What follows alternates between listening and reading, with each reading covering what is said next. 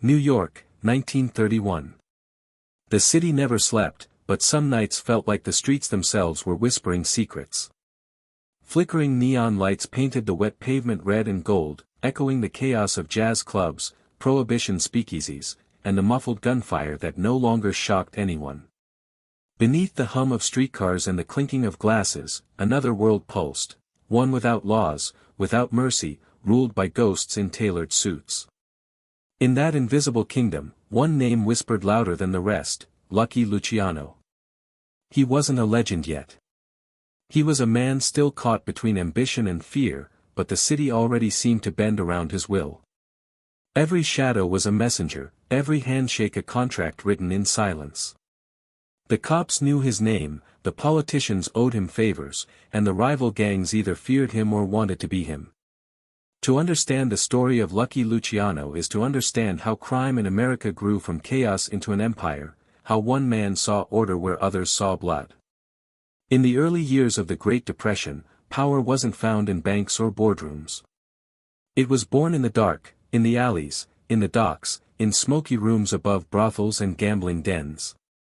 America was hungry, broken, and disillusioned. The law had failed, the system had collapsed, and men like Luciano stepped forward to fill the void. They were not heroes, but they were builders. Architects of fear, discipline, and silent hierarchy.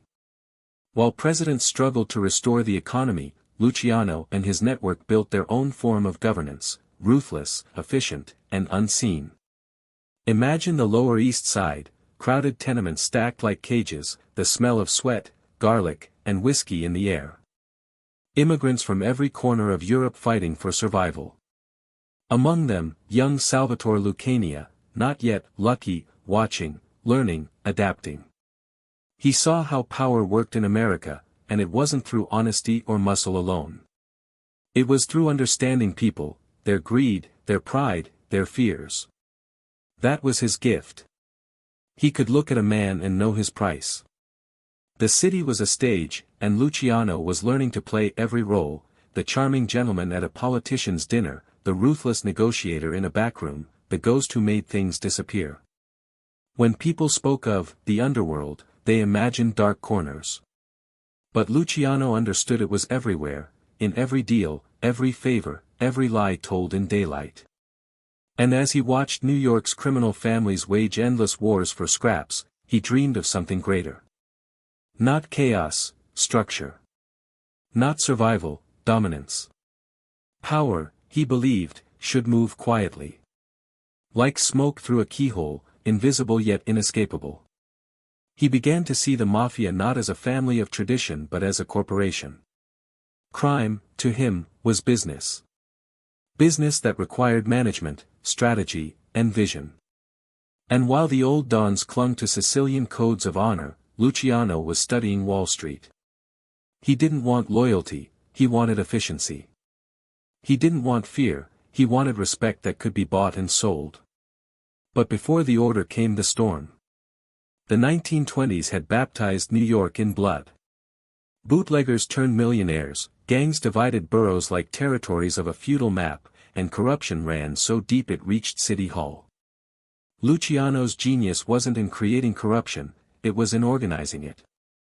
He turned chaos into a system, and that system would become the foundation of modern organized crime.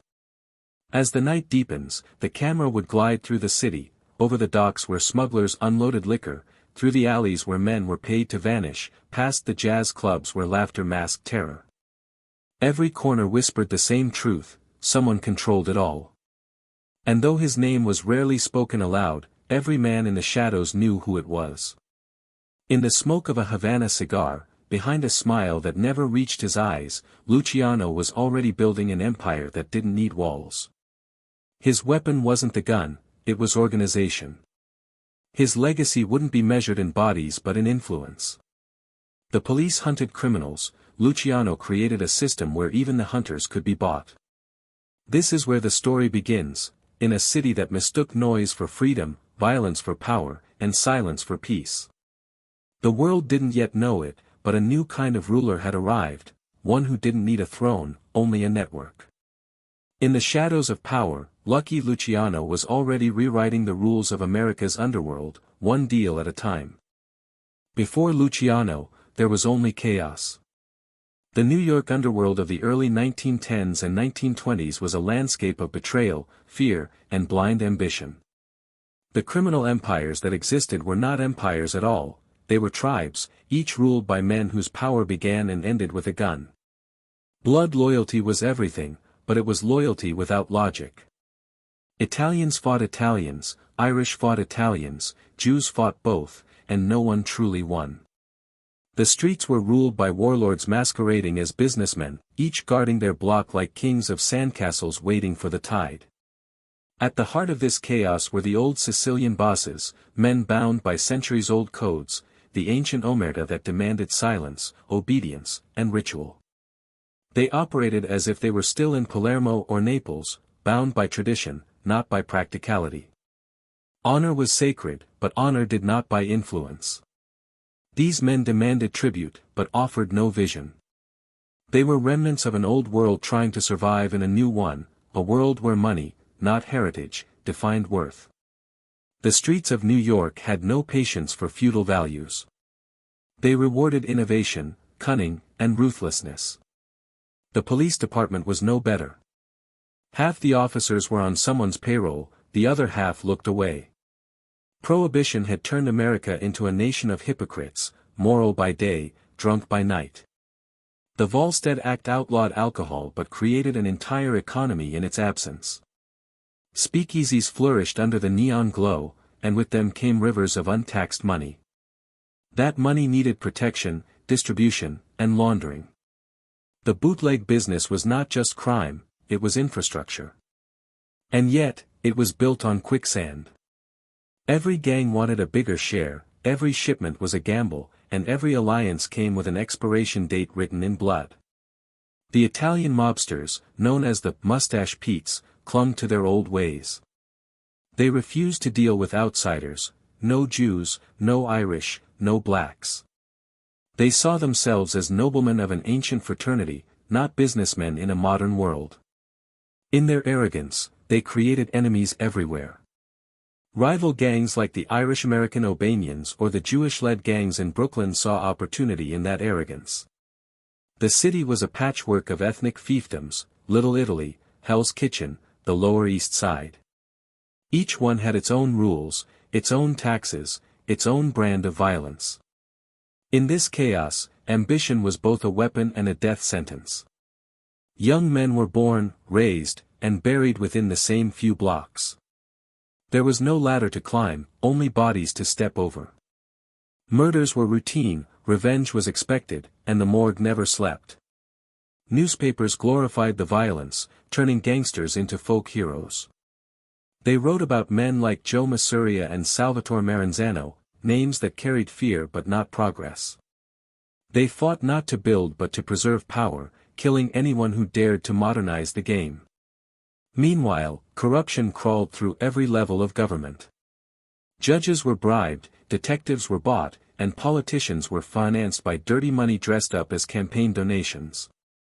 In smoke-filled backrooms, decisions about the city's future were made not by mayors but by mobsters. The line between the law and the outlaw blurred until it vanished completely. Crime was not an underworld, it was the world beneath the surface of every respectable man. But even in this chaos, certain men began to see the pattern. Among the young hustlers and gamblers, there was talk of something different, a new order that could replace the endless bloodshed with structure. They whispered of organization, of profit sharing, of cooperation instead of destruction.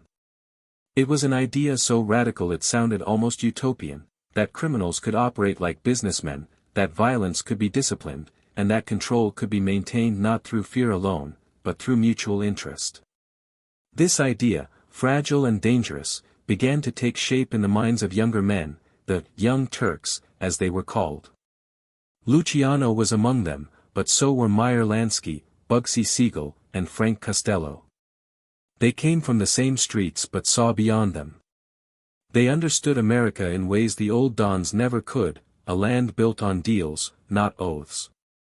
They didn't care about Sicilian pride or old world titles. They cared about efficiency, about profits, about scale. In their eyes, the mafia was not a brotherhood, it was a business waiting to be reorganized. The Castellamarese War was the inevitable result of the old versus the new. It was a bloody, senseless conflict fought for dominance between Joe, the boss, Masuria and Salvatore Maranzano, two relics of the past clinging to thrones made of fear. Streets turned into battlefields, families into enemies, and trust became extinct. The war left a trail of corpses and chaos, but it also exposed the cracks in the old system. It showed that power based on fear alone was unsustainable. Someone needed to bring order, someone who could think like a general, act like a businessman, and command like a king. By the late 1920s, that someone was already watching from the shadows, taking notes, and waiting for his moment. Luciano saw the city's madness not as a curse, but as opportunity. Where others saw chaos, he saw architecture. Where others demanded loyalty, he demanded vision. The world before Lucky Luciano was a battlefield of pride and ignorance. What he would build from its ashes would change the nature of organized crime forever. He was born Salvatore Lucania in 1897, in the small Sicilian town of Lercara Fritti, a place where the sun scorched the earth and poverty shaped destiny. His father worked long, thankless hours in sulfur mines, while his mother prayed for a future better than hunger. When the Lucania family boarded a ship to America in 1906, they carried nothing but hope and the clothes on their backs. Like thousands of immigrants before them, they believed the myth, that America was the land where fortune waited for the brave. But when they arrived in New York, the myth crumbled against the walls of the Lower East Side. The tenements of Manhattan were prisons of desperation. Whole families packed into single rooms, rats in the hallways, disease in the air, and crime on every corner. The streets became classrooms, and young Salvatore, soon nicknamed Charlie by American classmates who couldn't pronounce his name, learned his lessons quickly. He realized that honesty was a luxury for the rich. For boys like him, survival came through cunning, courage, and connections. By the age of 10, he was already running errands for local gangsters, carrying messages and delivering packages he knew better than to open. He was small, wiry, but fearless, the kind of boy who didn't wait to be told twice. His first arrest came before his 16th birthday, for petty theft. But even then, there was something about him that set him apart. He had charm, the kind that could disarm cops, calm enemies, and seduce opportunity. He wasn't violent for the sake of it, he used violence as punctuation, a way to make his words matter. Where others saw brute force, he saw strategy. The gangs he ran with, 5 Points Gang under Johnny Torrio and later Frankie Yale, became his training grounds. Here, among thieves and hustlers, he learned that crime wasn't chaos if you treated it like commerce. The 5 Points Gang was a strange brotherhood. It brought together Italians, Jews, and Irishmen, men who would later become legends or corpses. It was there Luciano met Meyer Lansky, a young Jewish immigrant with an analytical mind and ice in his veins. Their friendship would become one of the most formidable partnerships in criminal history. Lansky provided intellect, Luciano provided instinct. Together, they dreamed of a new kind of organization, one that didn't rely on ethnic divisions or emotional codes. They believed money was the only language everyone understood. By the time Prohibition began in 1920, Luciano had climbed from street punk to trusted lieutenant. America was dry, but the city was drunk. Bootlegging was no longer a crime, it was an industry.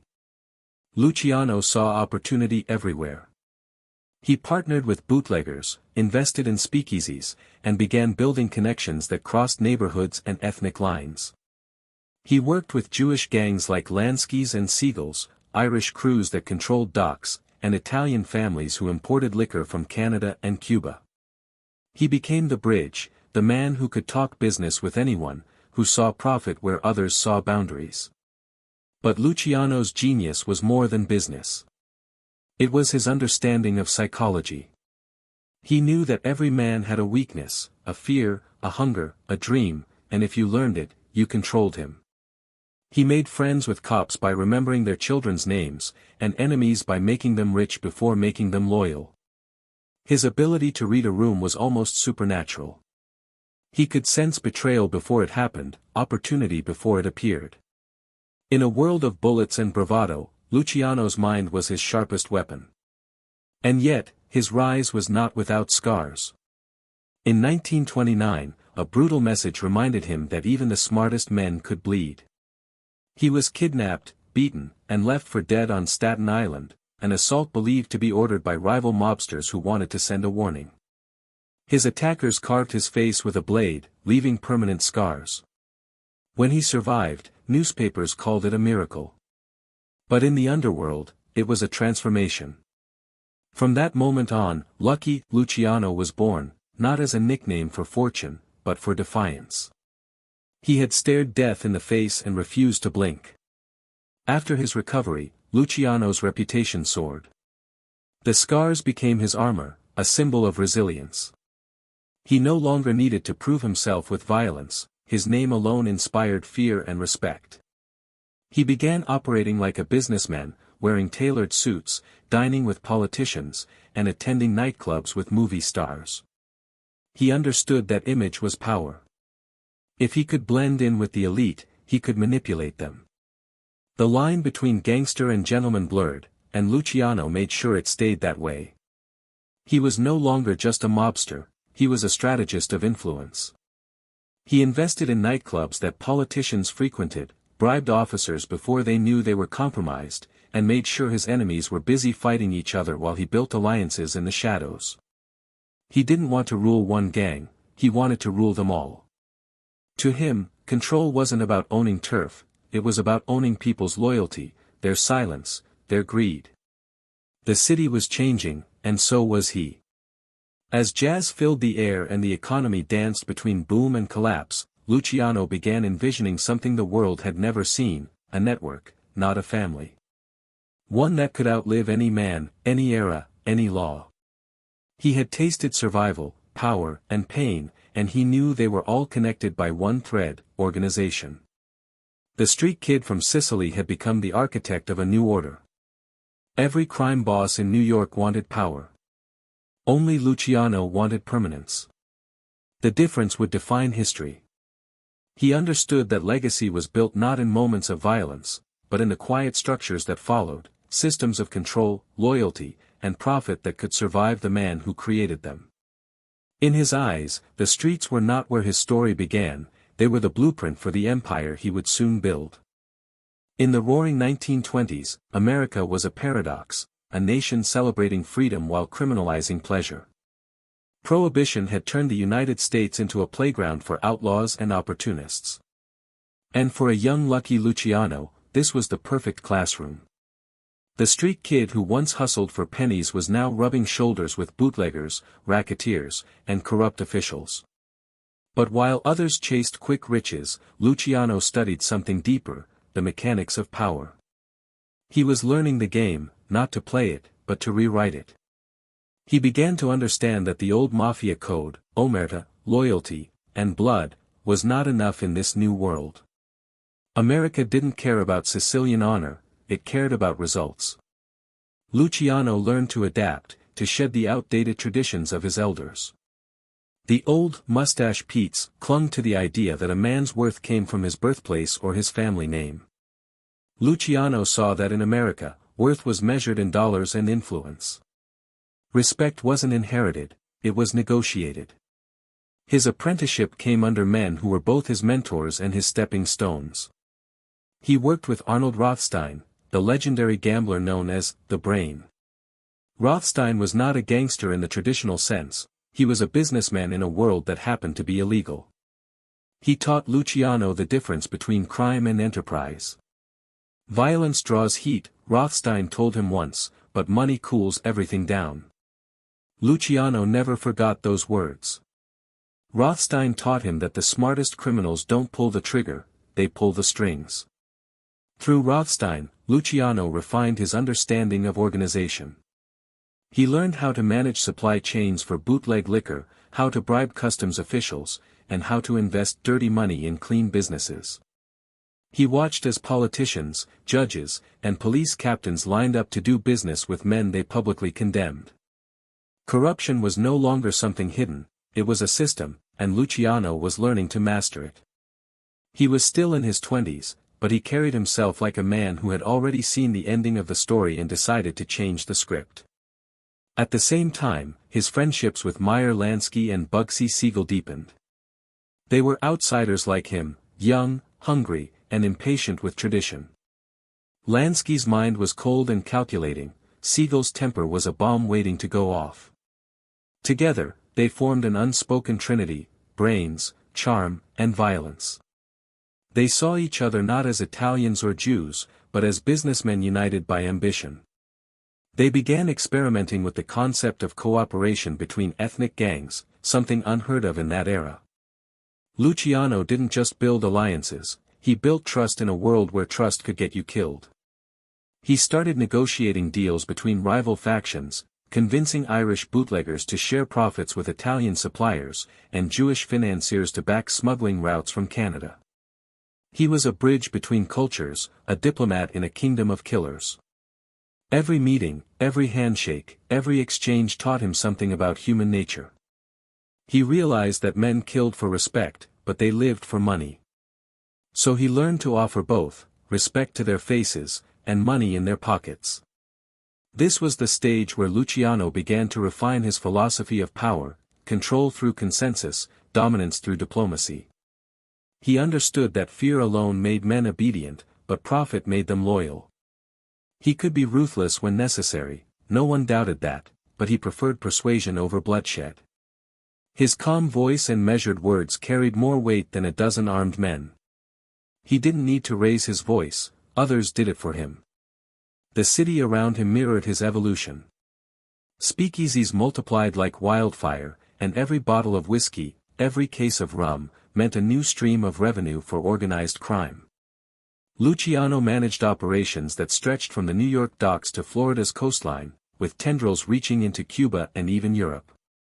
He was building connections that would later become the arteries of his empire. But back then, it was still an experiment, a careful balancing act between old loyalty and new ambition. The mustache Petes hated him for it. To them, he was a traitor, a young man who mocked the sacred codes of Cosa Nostra by working with Jews and Irishmen. They called him reckless, arrogant, dangerous. They were right about one thing: he was dangerous, but not because of his gun. He was dangerous because he could imagine a future without them. Luciano saw the mafia's endless feuds as childish and self-destructive. He wanted to turn them into corporations, entities that could generate wealth without constant warfare. He began dreaming of a syndicate, an organized, regulated, and profitable network that would make violence unnecessary. The transformation wasn't easy. Every innovation was met with suspicion, every partnership seen as betrayal. Yet Luciano's results spoke louder than tradition. His operations made more money than the older bosses combined. His ability to move product, maintain peace, and keep politicians happy made him indispensable. Slowly, men who once dismissed him began to depend on him. He wasn't the loudest in the room, but he was the one everyone listened to. He studied not just people, but systems, the way businesses operated, how law enforcement reacted, how newspapers shaped public perception. Luciano learned to think in layers. If the police cracked down on the supply chain, he'd open new smuggling routes. If judges tightened the law, he'd tighten their wallets. It was a game of chess played with lives and reputations, and Luciano was always 5 moves ahead. By the late 1920s, he had become a master of disguise, not by changing his face, but by changing his role. To the Italian bosses, he was a loyal soldier. To the Irish, a reliable partner. To politicians, a generous benefactor. And to himself, he was something more, an architect. He no longer saw crime as rebellion, he saw it as structure. The world was a system waiting to be reorganized, and he would be the one to do it. The lessons of those years shaped every decision he made afterward. He learned that violence should always serve a purpose, that loyalty must be earned, not demanded, and that power wasn't about how much you controlled, it was about how invisible your control could be. Luciano was learning the game, yes, but with every deal, every betrayal, every handshake, he was turning it into something else. The street rules were fading, corporate logic was taking their place.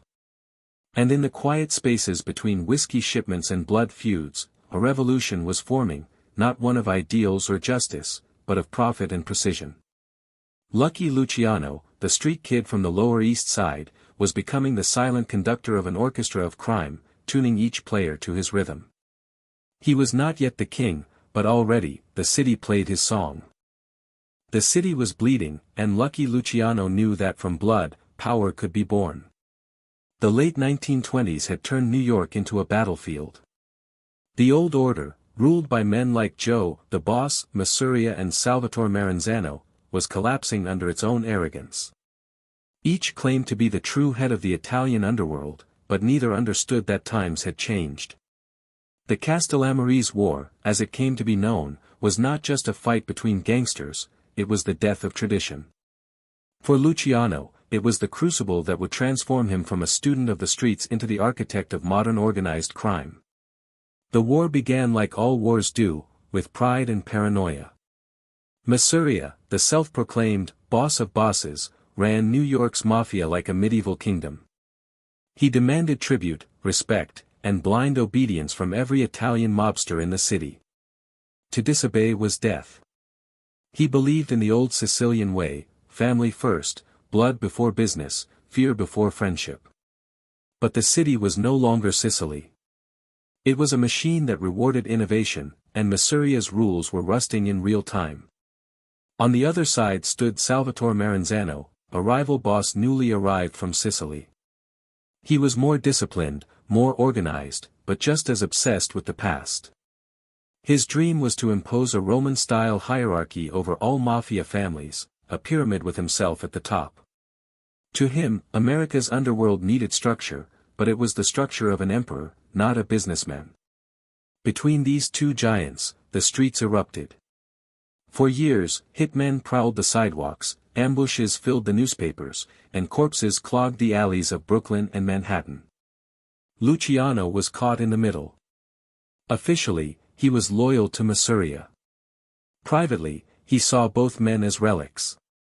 They fought for crowns while he envisioned a republic, a system where profit replaced pride, where cooperation replaced blood feuds.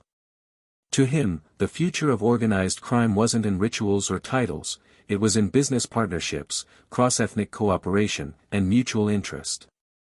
But for that future to exist, the old guard had to die. He played the long game. Luciano understood that timing was everything. He pretended loyalty to Masuria while quietly studying his weaknesses. He watched how greed blinded him, how paranoia made him sloppy. Luciano was patient, careful, deliberate, the serpent in the garden. Behind his calm exterior, he was planning a coup not of bullets, but of evolution. He knew the war would never end through negotiation, it would end through elimination. The breaking point came in 1931. Luciano arranged a meeting with Masuria under the guise of peace. They met at Nuova Villa Tomorrow, a quiet restaurant in Coney Island. Luciano arrived early, ordered food, played cards, and waited. His men, trusted associates like Vito Genovese, Bugsy Siegel, and Albert Anastasia, waited nearby. As Masuria shuffled his cards, Luciano excused himself to the bathroom. Within moments, gunfire shattered the air. Masuria was found slumped over the table, cards still in his hand, a bullet through his head. When Luciano returned, the old boss was gone, and a new era had begun. The newspapers called it a betrayal. The underworld called it justice. Luciano called it progress. By orchestrating Masuria's assassination, he had severed the last chain binding the mafia to its past. But he wasn't finished. Maranzano now stood as the most powerful don in New York, and though he praised Luciano for his loyalty, Luciano understood the truth: there could never be two rulers in one empire. Maranzano crowned himself Capo di Tutti Capi, the boss of all bosses, just as Masuria had. He gave orders, demanded fealty, and dreamed of ruling like Julius Caesar. Luciano saw only another tyrant doomed by ego. In the months that followed, Maranzano began purging potential threats, and Luciano knew his name was on that list. The irony was perfect, the man who had killed one king was about to be killed by another. But Luciano didn't wait to die. He struck first, quietly, efficiently. On September 10, 1931, 4 men entered Maranzano's Park Avenue office posing as government agents. They carried no badges, only guns. Minutes later, Maranzano lay dead, stabbed and shot multiple times, his ambition bleeding out on the polished floor. The last, boss of bosses, was gone, and Luciano was now the architect of a new order. What followed was not chaos, but creation. Luciano gathered the surviving mafia leaders and presented them with a revolutionary idea: there would be no more single ruler. No more kings, no more wars over titles. Instead, there would be a council, a commission, where every major family had representation. Disputes would be settled by vote, territories respected by agreement, and profits shared through cooperation. It was democracy, in the purest criminal form. For the first time in history, the mafia would act not as a feudal network but as a corporation. The brilliance of this system was its simplicity. The commission maintained peace, eliminated needless killings, and centralized control. Each family was independent but accountable. Luciano positioned himself not as dictator, but as mediator, a chairman of crime. His authority didn't come from fear alone, it came from respect, intellect, and necessity. Even those who despised him couldn't deny that he had turned bloodshed into business. But this transformation came with a cost. To create the new world, Luciano had to become the very thing he despised, a man capable of betrayal so profound it redefined loyalty itself. He had killed mentors, manipulated allies, and played God with lives. Yet, in his mind, it was not cruelty but evolution. The old world had to die so the new could live. Every corpse, every broken oath, was a brick in the foundation of his empire. He wasn't merely building a criminal organization, he was constructing an institution. The mafia under Luciano's design resembled the corporate structure of legitimate America: bosses, underbosses, capos, soldiers, and associates, each with defined roles and responsibilities. The chaos of the past became a machine of order. Money flowed upward, protection flowed downward, and for a brief moment, it seemed invincible. The blood and the vision, that was Luciano's paradox. To achieve his dream of unity, he had to tear the old world apart. To create peace, he had to wage war. And as he stood at the center of his new creation, surrounded by men who owed him everything, he felt both triumph and emptiness. Power had always been his goal, but now that he had it, he understood its price. The blood on his hands was not just his enemies, it was his own humanity, sacrificed for empire. New York was silent now, the gunfire gone, the families at peace. But beneath that silence was a hum, the sound of a new machine starting to move. It was the rhythm of organized crime, modernized and unstoppable. And at its heart stood Lucky Luciano, not the last of the old gangsters, but the first of a new kind. The dust had barely settled from the bloodshed of the Castellamarese War when Lucky Luciano unveiled his masterpiece, an empire not of streets, but of systems. The creation of the Commission in 1931 marked a turning point in the history of organized crime, transforming scattered families and warring factions into a unified syndicate that could rival legitimate industries. Luciano wasn't just building an organization, he was building a government within a government, one that would operate in silence, thrive in corruption, and outlast its creators. The concept was deceptively simple. Each major mafia family across the United States would retain control over its own operations but would be bound by shared rules, respect, and arbitration. The Commission, composed of the heads of the most powerful families, including Luciano in New York, Alabama Capone in Chicago, through his successor Frank Nitti, and bosses like Joe Bonanno, Vincent Mangano, and Stefano Megadino, acted as a council. They would meet to discuss disputes, approve hits, and coordinate national ventures. Luciano eliminated the title of boss of bosses entirely. In its place, he offered balance. No man ruled absolutely, but every man ruled his own domain. It was democracy built on blood. This structure was more than just clever politics, it was a business model. Luciano had learned from the chaos of the old days that power without management was weakness. The commission brought stability. Families stopped killing each other over petty insults and started focusing on profits. Territories were mapped, responsibilities divided, and rivalries settled not with bullets, but with meetings. For the first time in American criminal history, order replaced anarchy. Luciano's genius was in seeing beyond New York. He envisioned a national, even international, syndicate. The mafia would no longer be confined to Italian enclaves, it would become a network that touched every major American city.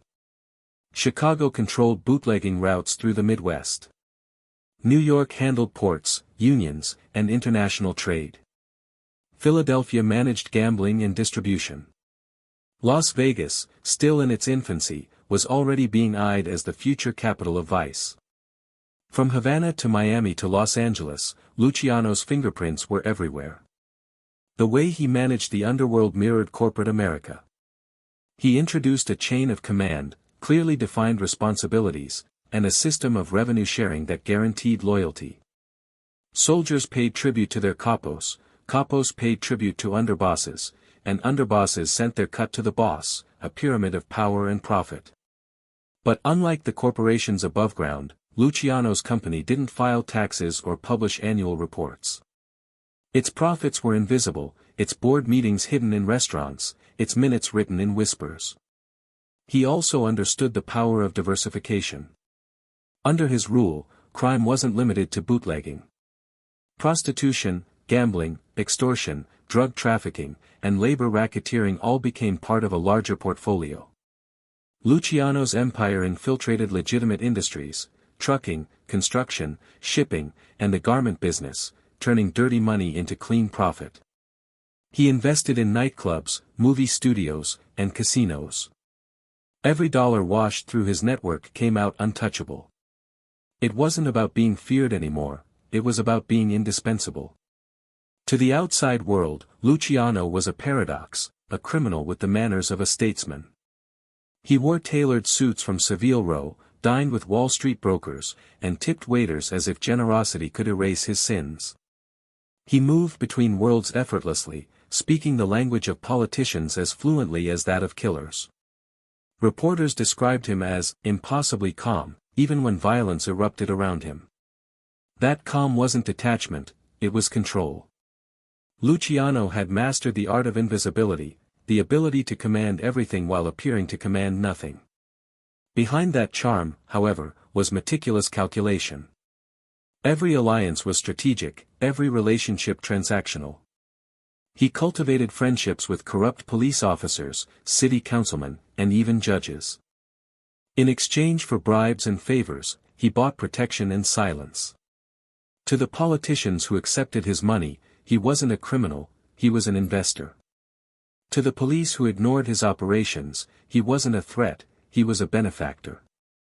Luciano's brilliance lay in understanding that the line between legality and crime was not drawn by morality, but by influence. He also built alliances that transcended ethnicity, a revolutionary move in an era when crime, like society, was divided along racial and cultural lines. His partnership with Jewish mobsters Meyer Lansky and Benjamin Bugsy Siegel symbolized the dawn of a new era, one where profit outweighed prejudice. Together, they managed the city's vice industries with surgical precision. Lansky handled the finances, Siegel enforced discipline, and Luciano orchestrated the whole operation. It was a trinity of intellect, violence, and vision that no government agency could match. Every empire, legitimate or otherwise, depends on loyalty. Luciano cultivated it not through fear alone, but through opportunity. He paid his men well, ensured their families were cared for, and rewarded success. Betrayal still meant death, but faithfulness meant wealth. His men followed him not because they feared punishment, but because he made them rich. In that sense, Luciano's empire functioned more like a capitalist machine than a criminal cartel. Greed became loyalty, and loyalty became power. But the commission was not just about business, it was about control. Luciano used it to monitor dissent, mediate disputes, and eliminate instability. When smaller bosses grew too ambitious, they were either placated with territory or silenced permanently. The illusion of equality kept everyone content, but everyone knew who held the final word. Luciano didn't need to shout to be obeyed. His influence was like gravity, unseen, but inescapable. Under his leadership, the mafia entered what many later called its golden age. Crime became organized, profits soared, and public perception shifted. To ordinary citizens, the mafia was almost mythic, ruthless, yes, but strangely efficient. The newspapers romanticized the gangsters as outlaws who played by their own rules, and Luciano leaned into that image. He wasn't just feared, he was admired, even envied. In a world ravaged by the Great Depression, he represented control in a time of chaos. Yet behind that glittering facade was a creeping inevitability, the truth that no empire, no matter how well constructed, could remain hidden forever. Luciano's success had drawn attention from more than just other gangsters. Law enforcement agencies, emboldened by reformers and moral crusaders, had begun to take notice. District Attorney Thomas E. Dewey, a relentless prosecutor with a taste for headlines, was already gathering evidence. The press had started calling Luciano the most powerful criminal in America. What had once been his greatest weapon, visibility, was becoming his greatest vulnerability. For now, though, in the early 1930s, the city belonged to him. The commission met in secret, the cash flowed endlessly, and Luciano stood at the center of it all, not a king ruling from a throne, but a CEO commanding an empire without a name. He had succeeded where all others failed, he had turned crime into business, and business into an institution. The old ways were dead. The mafia had entered the modern age, and Lucky Luciano was its architect, its leader, and its legend. By the mid-1930s, Lucky Luciano's empire had reached a level of sophistication and influence that few could have imagined. What had once been a disorganized underworld of petty turf wars had evolved into a seamless machine that stretched from the back alleys of New York to the corridors of political power in Washington. But with expansion came risk, and with every new alliance came a new threat. Power attracts allies, but it also breeds enemies, and for Luciano, the two were often the same. The underworld had stabilized under the commission, but peace in that world was never pure. It was a silence filled with ambition, jealousy, and resentment. Each family head, from Chicago to Detroit, Cleveland to Philadelphia, owed their success to Luciano's system, but few enjoyed being reminded of it. Men who once saw him as their savior began to whisper about independence, about taking back control. The same order that had ended the chaos of the Castellamarese War was now suffocating those who wanted their own thrones. And Luciano knew this better than anyone. He had built his empire on cooperation, but cooperation depended on loyalty, and loyalty had a short shelf life in a world built on greed. Every handshake was a calculation, every smile a possible disguise for betrayal. The mafia had become a government, but governments rot from within long before they fall from without. Still, Luciano was prepared. He watched his allies carefully, studying them like chess pieces, each one useful, expendable, and predictable. At his right hand stood Frank Costello, the Prime Minister of the underworld, a smooth-talking diplomat who specialized in politics and bribery. Costello was Luciano's counterpart in temperament, patient, cautious, and endlessly persuasive. He managed their political interests, ensuring that mayors, judges, and police commissioners all danced to their tune. Where Luciano built the machine, Costello greased its gears. Together, they made corruption elegant, an art form dressed in fine suits and cigars. Then there was Vito Genovese, Luciano's underboss and his mirror in ambition. Genovese was ruthless, cunning, and quietly resentful. He admired Luciano, but admiration curdled easily into envy. He wanted the top seat, not as a loyal second, but as the king. While Luciano saw himself as a builder of systems, Genovese saw himself as a conqueror. Their partnership was a marriage of necessity, bound by profit but poisoned by pride. To Luciano, Genovese was a useful monster, a man who could kill without conscience but who needed a leash. The tragedy was that no leash lasts forever. Beyond the Italian families, Luciano's alliances stretched across lines that the old dons would have never dared to cross. Meyer Lansky and Bugsy Siegel were still his most trusted collaborators. Together, they oversaw the syndicate's financial networks, turning crime into commerce. Lansky handled the books, investing in banks, casinos, and foreign holdings that made it nearly impossible for law enforcement to trace their money. Siegel, volatile but visionary, dreamed of expansion, especially westward, toward a dusty desert town called Las Vegas. This new generation of mobsters thought globally. They didn't just sell liquor and control unions, they manipulated economies. Through labor racketeering, they controlled shipping docks, garment factories, construction companies, and the trucking industry. Workers who protested found their strikes mysteriously ended, sometimes through bribery, sometimes through bullets. Luciano's men could shut down entire sectors of New York commerce overnight, forcing even legitimate businessmen to bow to them. The mafia was no longer simply a criminal network, it had become an invisible arm of American capitalism.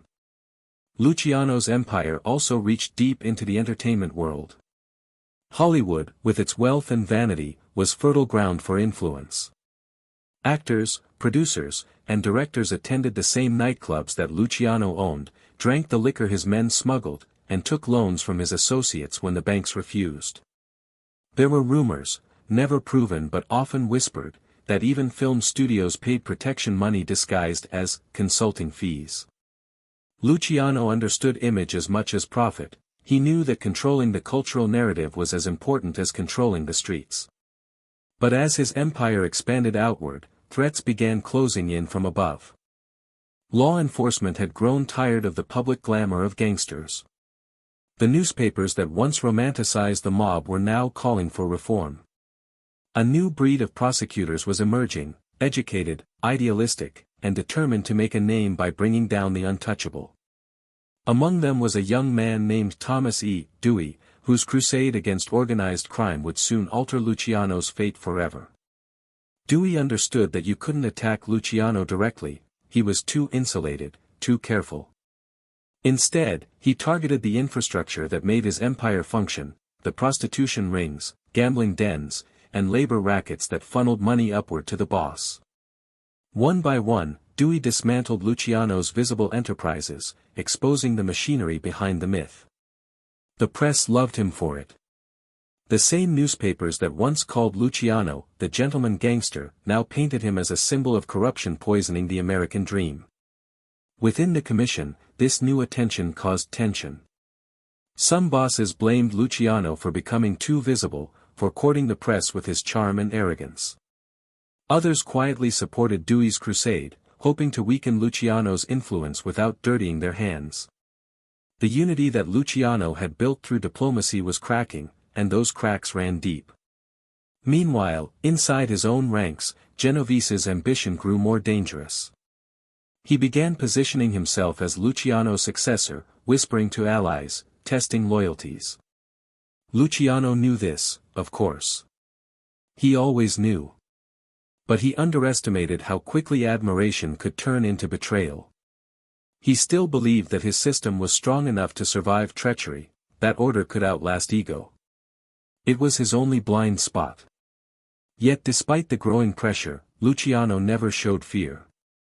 He continued to operate as though untouchable, walking through Manhattan with quiet confidence, his suits immaculate, his composure unshakable. In public, he was the picture of calm power. In private, he was already planning his next evolution, expanding his empire into narcotics, shipping, and even international espionage. He knew that war was coming, not with guns, but with indictments and headlines. And he was preparing to meet it head-on.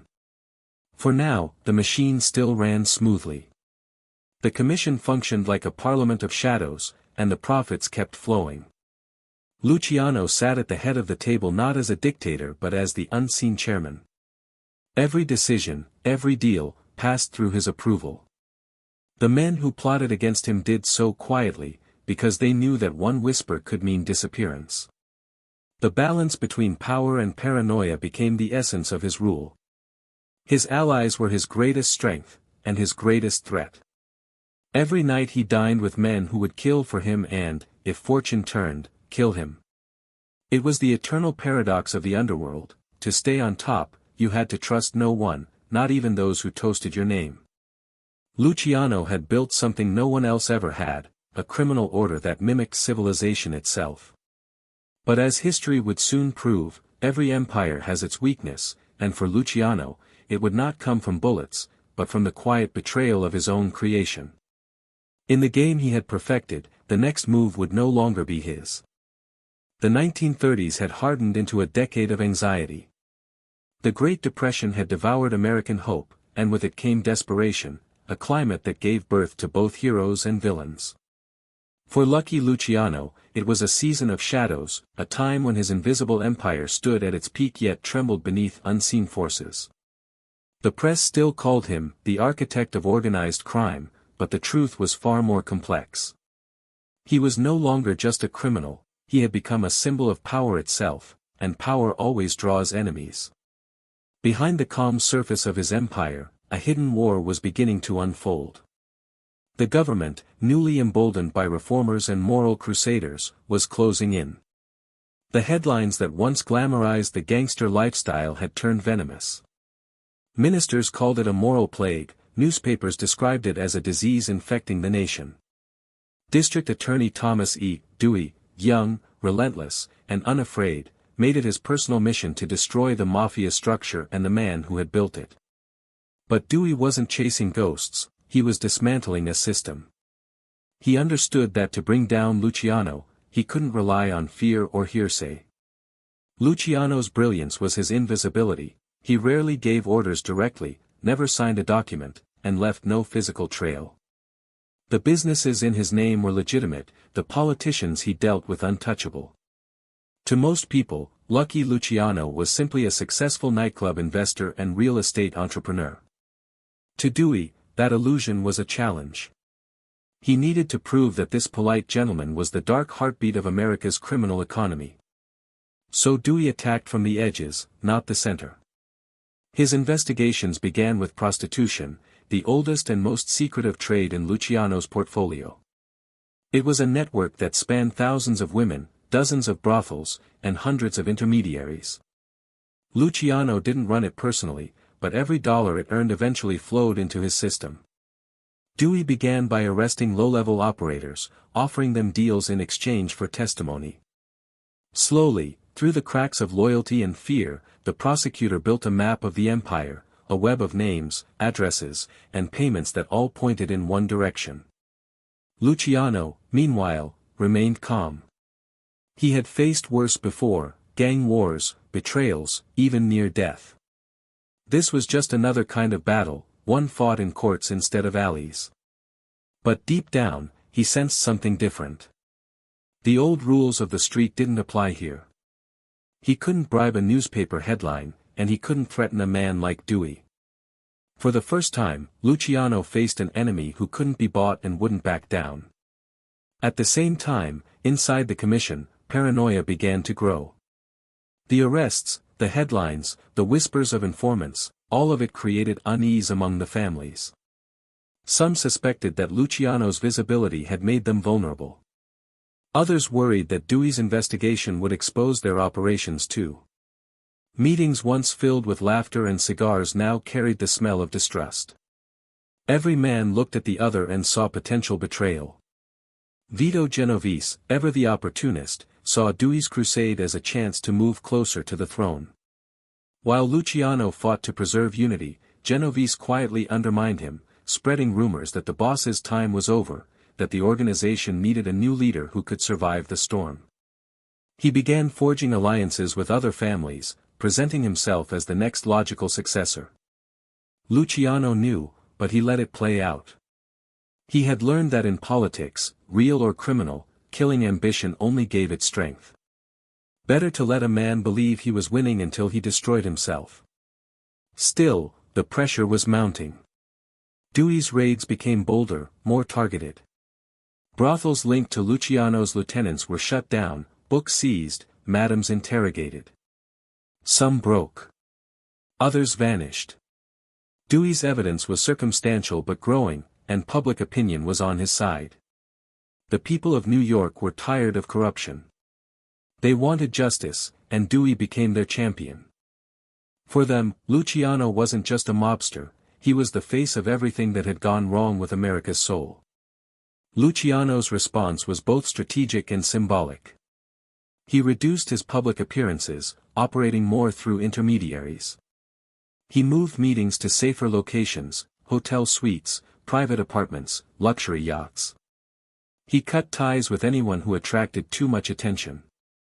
But no matter how carefully he moved, the circle was tightening. For the first time since his rise, Luciano was reacting instead of commanding. The hunter was becoming the hunted. This war wasn't fought with guns, it was fought with information. Dewey's men wiretapped phones, tailed associates, and intercepted messages. Every whisper became evidence, every rumor became a lead. The streets were filled with double agents, men who sold secrets to the police by day and sold fear back to the mob by night. The invisible empire was bleeding from within. Luciano had built his kingdom on loyalty, but loyalty meant nothing under the threat of prison. Still, his mind never stopped calculating. He sought leverage in unexpected places. Rumors circulated that he had contacts within the Navy, within the unions, even within foreign governments. During these years, Luciano's network began crossing international lines. Ships carrying goods from Italy, Cuba, and Canada all moved under his watch. Even as the government closed in, his influence reached farther than ever. It was as though he were trying to outrun fate by expanding faster than it could catch him. But fate always catches up. In 1935, Dewey's investigation took a decisive turn. He discovered that many of Luciano's prostitution rackets were run by women who had once worked as dancers, waitresses, or nightclub hostesses, all linked back to establishments that Luciano either owned or financed. The evidence wasn't direct, but it was persuasive enough to convince a jury hungry for justice. Dewey framed his case not just as law enforcement, but as moral cleansing. He wasn't prosecuting a man, he was purging evil from society. By 1936, the noose had begun to tighten completely. Luciano was indicted on 62 counts of compulsory prostitution, an unprecedented legal assault. His arrest sent shockwaves through the underworld. For the first time, the unbreakable had been cornered. The newspapers devoured the story, printing his name in bold headlines, "King of the Underworld Captured." His mugshot became a symbol, not of fear, but of the myth unraveling. Yet even as he was led into custody, Luciano remained composed. He smiled for the cameras, as though the entire trial was just another negotiation. Inside, though, he knew this war was different. The streets had been his battlefield, this was something colder, a war of words, evidence, and public perception. He could buy influence, but he couldn't buy redemption. The hidden war was never about bullets or body counts. It was about ideology, the clash between two visions of power. On one side stood Lucky Luciano, the modern criminal who believed order could exist even in corruption. On the other stood Thomas Dewey, the reformer who believed law could cleanse even the darkest corners of society. Both were builders in their own right. Both sought to impose order on chaos. And both understood that only one could win. In the end, as the trial approached, Luciano wasn't just fighting for his freedom. He was fighting for the survival of his creation, the empire that had turned crime into industry and fear into system. He had always believed that power could survive without morality. Now, he would discover whether it could survive without him. The morning of June 6, 1936, began like any other for most of New York, but for Lucky Luciano, it marked the beginning of his reckoning. He awoke not in one of his luxury hotel suites but in a cold cell, stripped of the comforts that had once insulated him from consequence. The newspapers had already declared the verdict before the trial even began: Luciano, mastermind of vice. The king had been dragged into the light, and the nation was ready to watch him burn. The case against him was built on fragile evidence but relentless ambition. Thomas E. Dewey, the young and brilliant district attorney, had turned moral crusading into political theater. He wasn't just prosecuting a man, he was staging a spectacle, a public cleansing of corruption. Dewey knew that convicting Luciano would make him a national hero. The mafia had thrived on secrecy. Dewey's strategy was to weaponize exposure. Luciano, sitting in the courtroom in tailored suits and polished shoes, treated the proceedings like a performance of his own.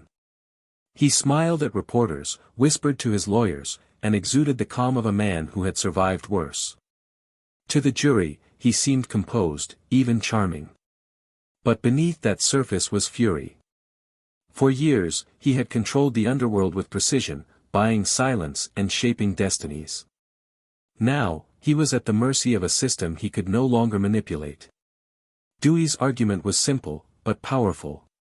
He claimed that Luciano ran New York's largest prostitution network, a web of brothels, madams, and pimps that funneled millions of dollars into his empire.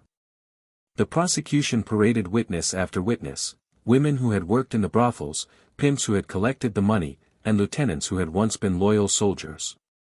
Many testified under pressure or in exchange for lighter sentences. Some wept, others trembled. But their stories painted a vivid picture, one that made Luciano the invisible puppeteer of moral decay.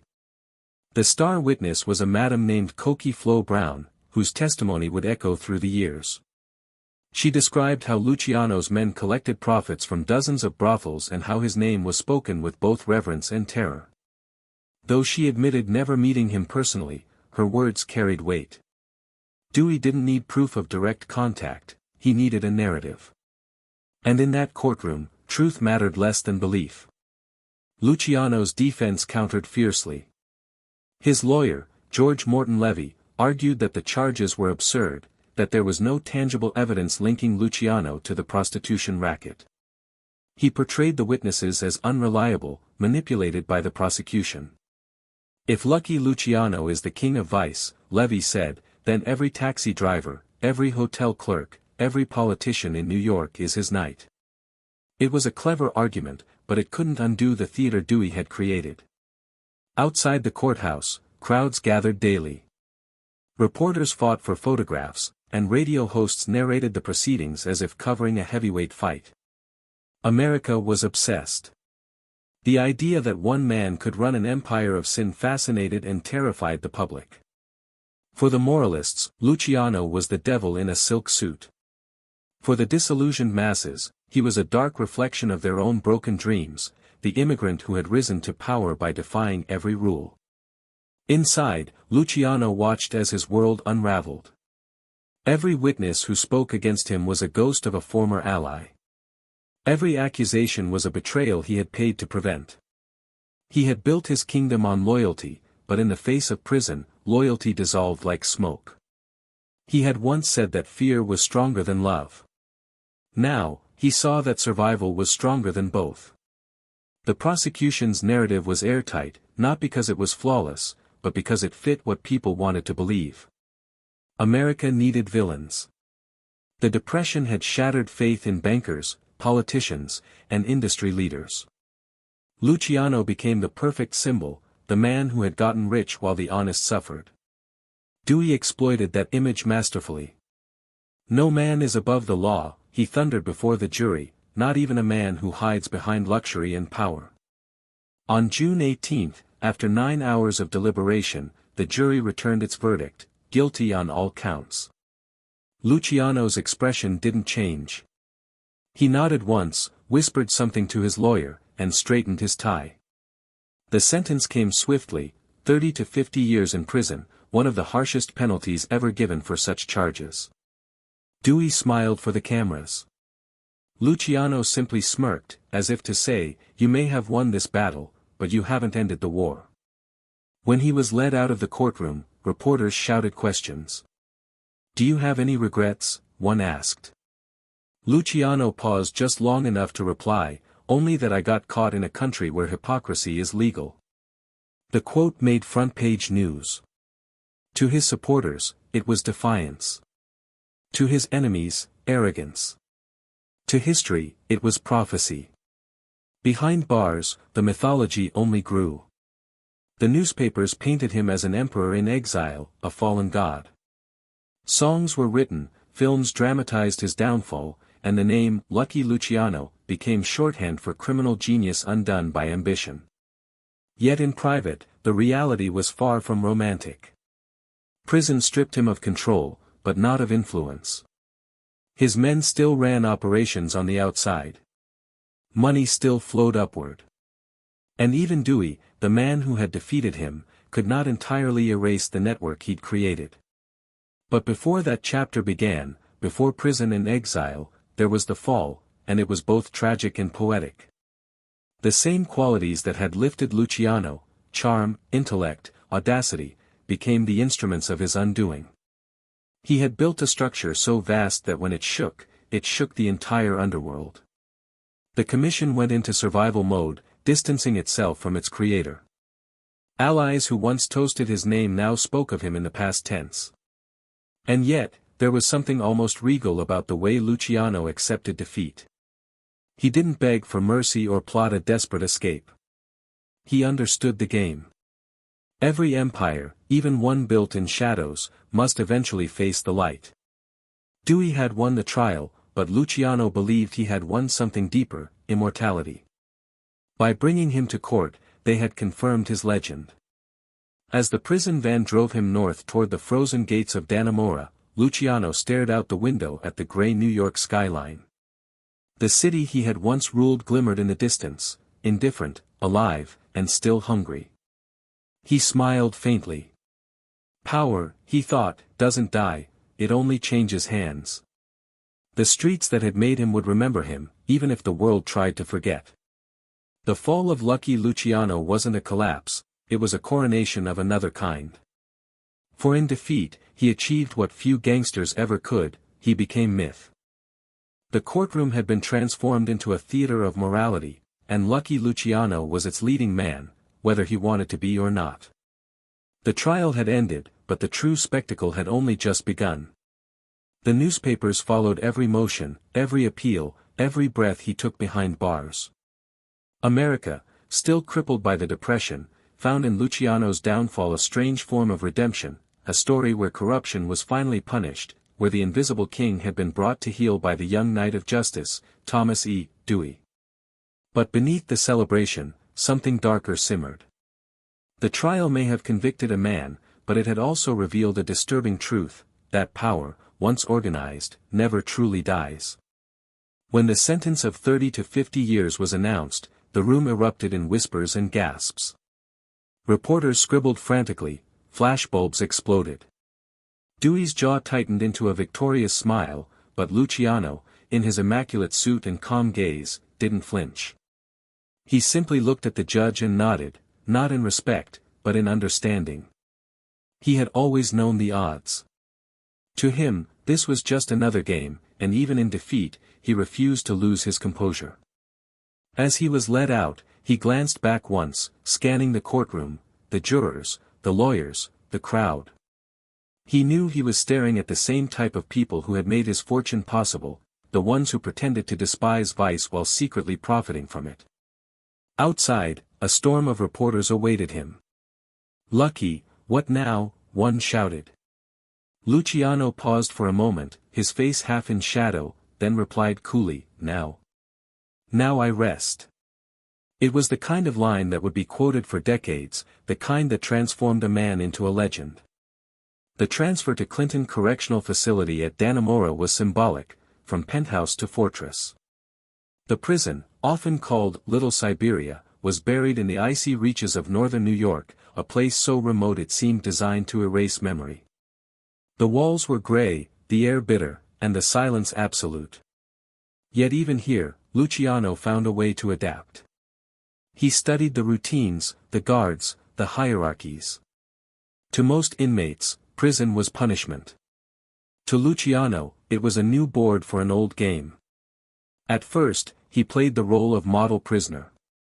He kept to himself, read newspapers, exercised, and remained impeccably polite. He didn't complain, didn't lash out.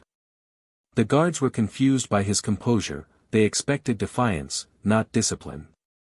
Slowly, he began earning small privileges, a better cell, lighter work assignments, conversations with staff. It wasn't luck. It was strategy. He was doing inside what he had always done outside, turning systems to his favor. But what the public didn't know, and what Dewey would later suspect, was that Luciano's influence hadn't ended with his conviction. From behind bars, he still communicated with his men through coded letters, visiting lawyers, and messages passed through trusted intermediaries. Orders continued to flow, profits continued to move, and even the commission remained functional. To the outside world, he was a prisoner. To those who truly understood power, he was still the boss. Meanwhile, Dewey basked in the glow of his triumph. The conviction made him a national hero and propelled his political career. He was hailed as the man who had defeated America's most powerful gangster. Yet even he couldn't escape the irony, for in destroying Luciano's empire, he had immortalized it. Every article, every headline, every speech reinforced the myth. The public saw Dewey as justice incarnate, but Luciano became something even more enduring, the outlaw who played by his own rules and never bent the knee. In the months that followed, journalists and sociologists dissected the trial as though it were scripture. Was Luciano truly guilty? Had Dewey overreached? The evidence had always been thin, testimonies from unreliable witnesses, vague connections, hearsay disguised as proof. But the symbolism mattered more than the facts. The government needed a victory, and Dewey gave them one. In a country desperate for morality, the conviction of Lucky Luciano became a public exorcism. The sinner had been cast out, and the nation could pretend to be clean again. Yet for those within the underworld, the trial was less a victory for law than a warning. Luciano's arrest created a vacuum, and nature abhors a vacuum. Power-hungry figures began maneuvering for control. Frank Costello tried to maintain order, ensuring the families remained loyal to Luciano's vision. Vito Genovese, ever the opportunist, began positioning himself as the rightful heir, quietly consolidating his influence. The balance Luciano had once maintained through respect and fear was faltering. The empire hadn't crumbled, it had fractured. Luciano followed every development from his cell. The guards often saw him reading newspapers, tracing his finger along headlines about crime and politics, smiling faintly as though reading a script he had written long ago. "They think I'm gone," he once told a fellow inmate. "They're wrong. I built something that doesn't need me to breathe." He wasn't exaggerating. The structure he had designed, decentralized, adaptable, self-regulating, ensured that the mafia could survive any individual's downfall. That was his legacy, not control, but continuity. Meanwhile, public opinion began to shift. Rumors spread that Dewey's witnesses had been coerced, that the case had been exaggerated for political gain. Some journalists even questioned whether Luciano had been convicted for being Lucky Luciano rather than for any specific crime. He became, paradoxically, both villain and victim, a man destroyed not just for his sins, but for what he represented. The people who once cheered his conviction now found themselves fascinated by his composure, his intelligence, his strange dignity in disgrace. In prison, Luciano's daily life was stripped of extravagance but not purpose. He maintained his appearance meticulously, hair slicked, shoes polished, posture straight. Other inmates called him the gentleman. He offered advice, mediated disputes, and, in his own way, ran the prison floor with quiet authority. Even the guards began treating him differently, not as an inmate, but as an institution. There was something about his presence, something that demanded acknowledgement. He was no longer Lucky Luciano, the gangster. He was Charles Luciano, the strategist, the philosopher of crime. The irony was inescapable. The very discipline that had once made him a criminal success now made him a model prisoner. And as the years passed, his legend only deepened. Hollywood turned his story into inspiration, newspapers continued to write about him, and the underworld still used his methods as scripture. Thomas Dewey had intended to bury him, but he had only planted a seed, one that would grow in silence, reaching into every corner of organized crime. Luciano understood this better than anyone. Power, he often said, was never about where you stood, it was about how far your shadow reached. From a frozen cell in Dannemora, his shadow stretched across continents. He had lost his freedom, but not his influence. He had lost his throne, but not his empire. In the end, the trial and the sentence became more than a chapter in his story, it became the myth's foundation. Dewey had won the verdict, but Luciano had won the narrative. The judge had sentenced a man to 50 years, but history had sentenced him to immortality. Behind the grey walls of his prison, Lucky Luciano was no longer fighting to survive, he was watching, waiting, and planning the next move that would prove that even from captivity, a true king never stops ruling. The walls of Dannemora prison were designed to break men, to crush the spirit, to strip the soul bare. The locals called it Little Siberia, a place where even the sun seemed to refuse entry. Winter lingered for most of the year, the wind howling through iron bars like a warning to anyone who dared dream of freedom. But Lucky Luciano was not an ordinary man. While others counted days, he counted opportunities.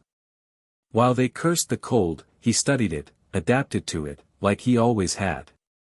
Prison, he realized, was just another empire waiting to be managed. Inside those grey walls, he became a figure of quiet power. At first, he observed. He watched how cigarettes replaced currency, how rumors replaced news, how men established hierarchy through fear or alliances. It was a smaller version of the streets, raw, condensed, and predictable. The guards controlled the keys, but Luciano controlled the tempo. He understood that power, even here, was not about force, it was about perception. If men believed he still had influence beyond the walls, then he did. Word spread quickly that the great Lucky Luciano was serving time among them. To the inmates, he was a legend in the flesh, the man who had ruled New York's underworld with calm precision. They whispered stories of his rise, his betrayal of the old dons, his creation of the commission.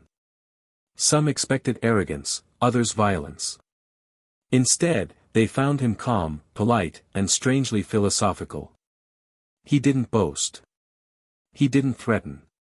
He simply carried himself with the kind of confidence that made men lower their voices when he passed.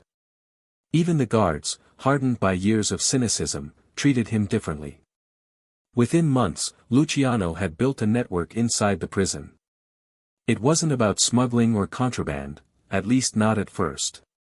It was about information. He befriended inmates from every background, Italian, Irish, black, Jewish, even lawmen serving time for corruption. From each, he gathered stories, who owed favors, who feared whom, who had connections on the outside. Information became his new currency. And as he had done all his life, Luciano turned information into control. But beyond the walls, the world was shifting. The 1940s had arrived, and with them came war. World War II transformed America's priorities overnight. Factories became arsenals, docks became lifelines, and the government became desperate for security. German submarines prowled the Atlantic, sinking American ships with impunity. Intelligence agencies feared sabotage in the ports, whispers that Nazi spies had infiltrated dockworker unions and shipping lines. The Navy needed eyes and ears on the waterfront. Ironically, the man who could provide both was serving time in Dannemora. The idea was controversial and secret. Through intermediaries, the Navy reached out to underworld figures still loyal to Luciano, particularly Meyer Lansky. Lansky, ever pragmatic, saw the opportunity immediately. The Mafia had long controlled the docks of New York, and their cooperation could ensure the safety of supply ships bound for Europe. In exchange for this service, the government would consider leniency for Luciano. The operation, later dubbed Operation Underworld, became one of the strangest alliances in American history, the United States government working hand in hand with organized crime to protect the homeland. From his cell, Luciano directed operations through coded messages and trusted visitors. He instructed his men to assist Navy officers, to keep the docks free of sabotage, and to maintain strict discipline. Ships stopped disappearing. Workers who might have been infiltrated by Axis agents vanished instead. For the first time, Luciano was on the same side as the government, not out of patriotism, but out of strategy. Cooperation was currency, and he was investing. Word of this secret alliance eventually reached the upper echelons of power. Some in Washington despised the idea of dealing with a convicted mob boss, others saw results too tangible to ignore. By 1945, with the war nearing its end, Luciano's contributions were undeniable, and politically useful. New York's governor, Thomas E. Dewey, the same man who had once prosecuted him, now faced mounting pressure to acknowledge that Luciano had, in some strange way, served his country. Inside prison, Luciano lived in two worlds. By day, he followed the routines of confinement, roll calls, inspections, meals. By night, he received visitors under the guise of legal counsel or family. They brought updates from the outside, news of his organization, the shifting alliances, the changing landscape of crime in America. Through them, Luciano continued to steer his empire, subtle but steady. His orders were never direct, they didn't have to be.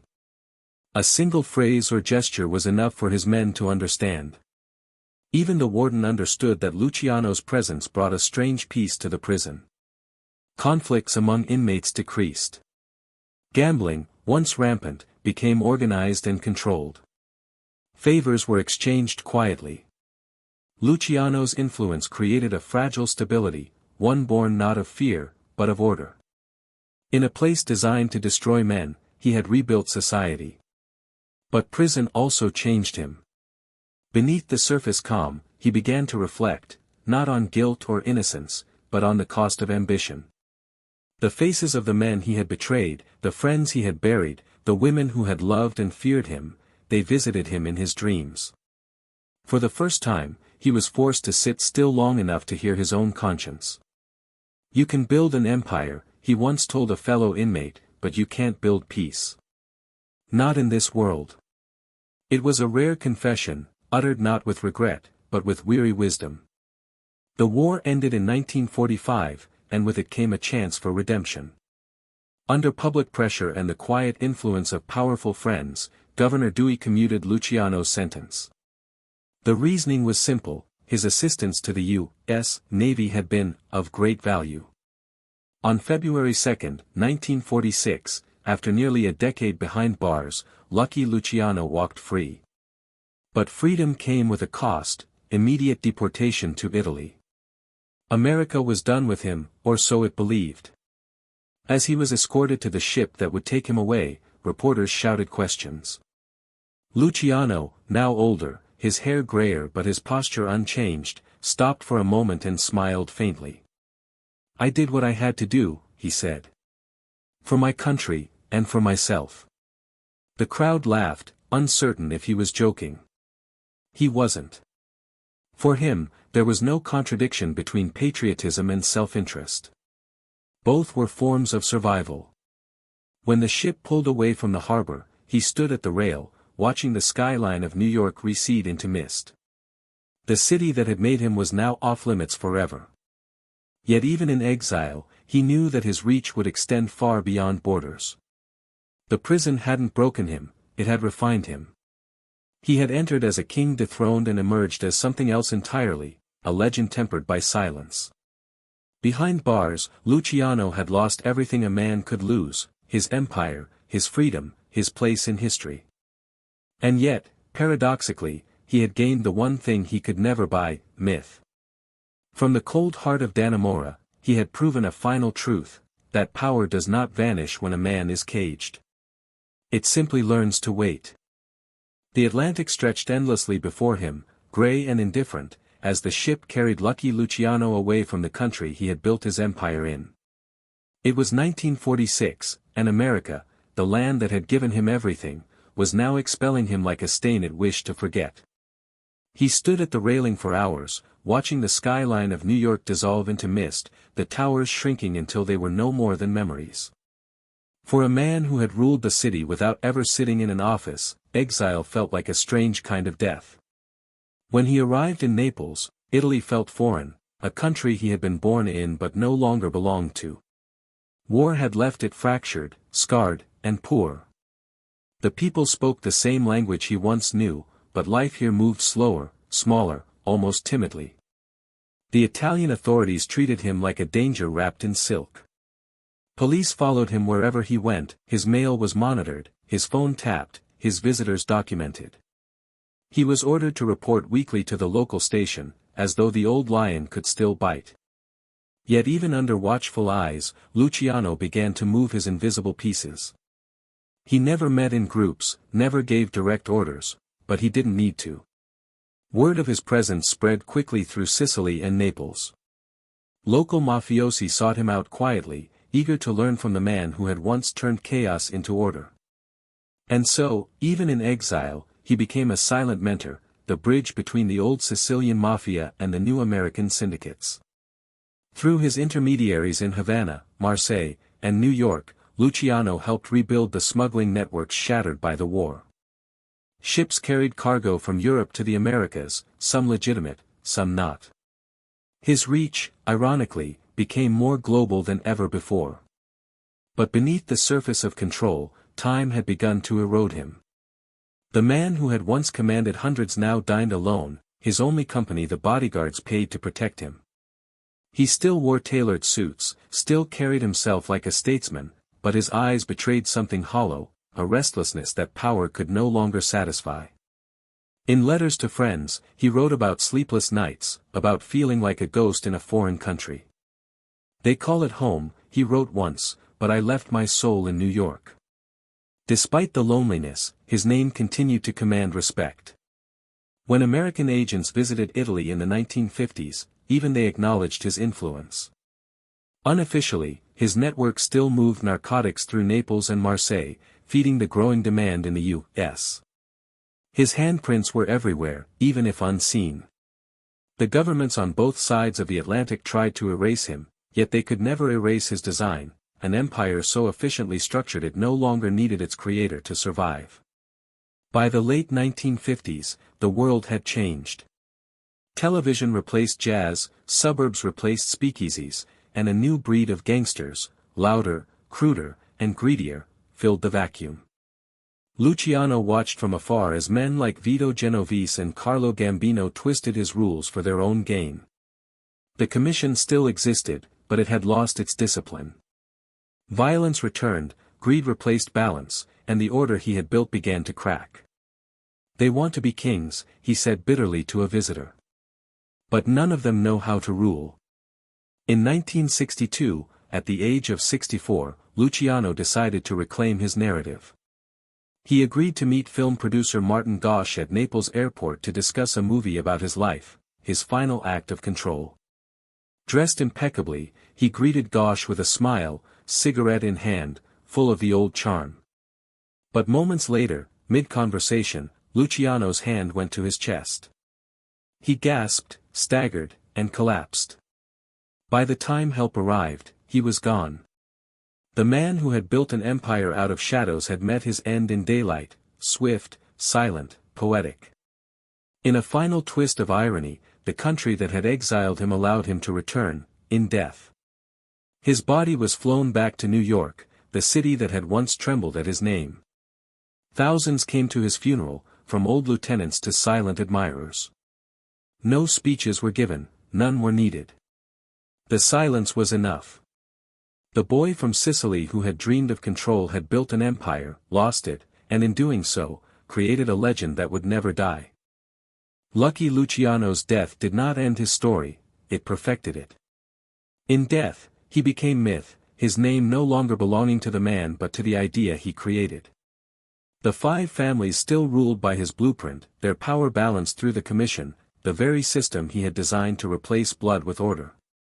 His empire had evolved beyond him, its heartbeat echoing through boardrooms, docks, and city halls. Luciano had changed more than the mafia, he had changed the nature of organized power itself. He proved that corruption could be systemized, that chaos could be managed like business. The underworld became a mirror of legitimate society, corporations above, crime syndicates below, both driven by profit, both sustained by loyalty and fear. Historians called him a criminal genius, others saw him as a philosopher of control. He taught that men didn't need morality to cooperate, only incentives. And in that cold logic, he exposed the truth about humanity, that order often thrives not in virtue, but in compromise. His legend outlived the man. To the streets, he was the architect. To scholars, a case study in power. And to those who whispered his name in backrooms decades later, he was the proof that true authority never dies, it simply learns to hide. Lucky Luciano may have left the world in exile, but the world never escaped the order he created. In the end, the story of Lucky Luciano is not one of crime, but of control. His life traced the fragile line between ambition and morality, a boy from Sicily who organized chaos and called it order. The city buried him quietly, but his ghost remained, woven into every system of power that mimicked his design. He had seen truth early, that people crave structure more than freedom, that they will accept corruption if it brings stability. He didn't invent greed or violence, he organized them, disciplined them, dressed them in respectability. In doing so, he revealed that civilization itself runs on the same principles as his empire: fear, profit, and loyalty. His story endures because it reflects our own contradictions, our admiration for power and our fear of it. Lucky Luciano was not merely a gangster, he was a mirror. His brilliance lay in understanding that control, once achieved, always demands a sacrifice, and his was his soul. The man died in Naples, but the idea lived on, in boardrooms, in politics, in every empire that mistakes order for justice. He proved that even the darkest structures can be built with discipline and vision, and that power, once organized, never truly dies.